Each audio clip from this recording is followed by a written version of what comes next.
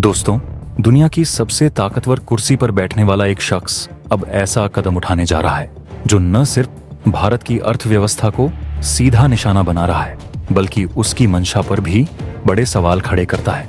कभी दोस्ती के नाम पर हाथ मिलाने वाला ये देश अब भारत की सबसे अहम जरूरत सस्ते कच्चे तेल के खिलाफ साजिश रच रहा है।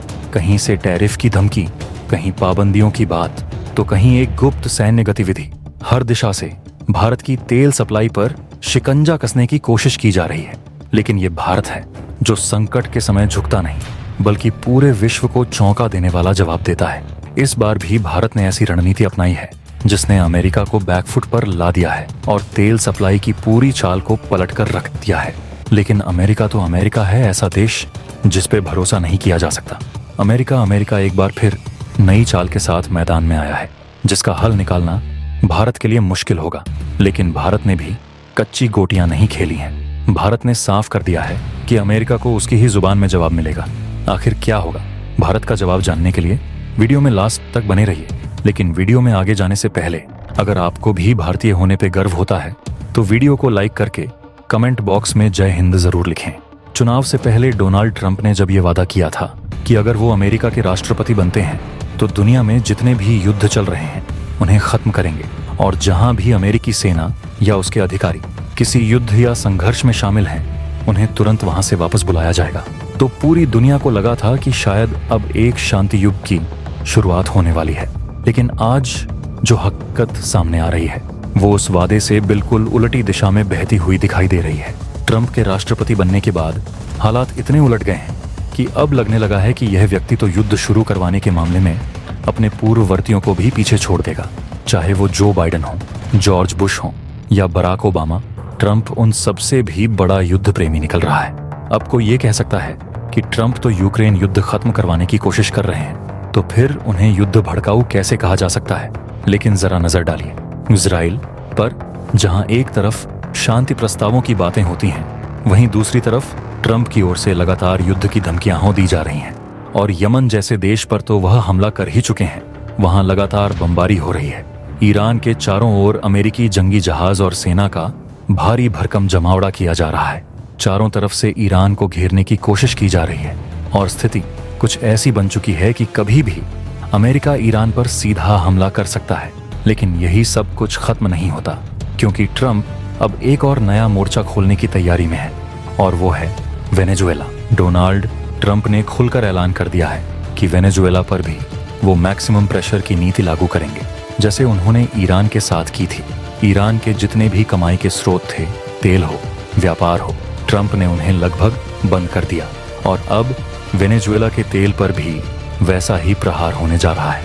वेनेजुएला के कच्चे तेल के एक्सपोर्ट पर 25% तक का टैक्स लगाया जा रहा है, और इसके साथ ही उन देशों को भी धमकियां दी जा रही हैं जो वेनेजुएला से कच्चा तेल खरीदते हैं, और इनमें भारत भी शामिल है।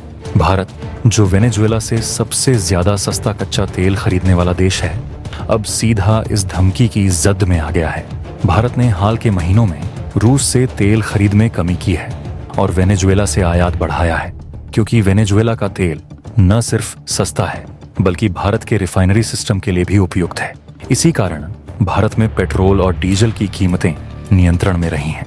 अगर अमेरिका के प्रतिबंध लगते हैं या टैरिफ लागू होते हैं तो ये सारा सिस्टम चरमरा सकता है।